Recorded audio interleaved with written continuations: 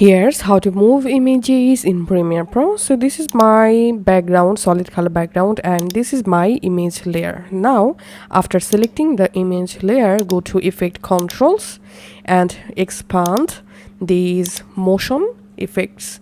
Here, make sure to add this playhead at the 0 second or of your image clip, and then here enable this toggle animation for position, and then move your playhead where you want to move the image. Then again add another keyframe by clicking here, and after that double click on your image, and now go ahead and easily move your image just like this, and a keyframe or key animation will add between these two keyframes.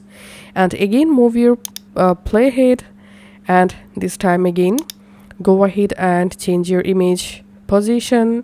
That's how you can go ahead and add multiple keyframes for animation just like this.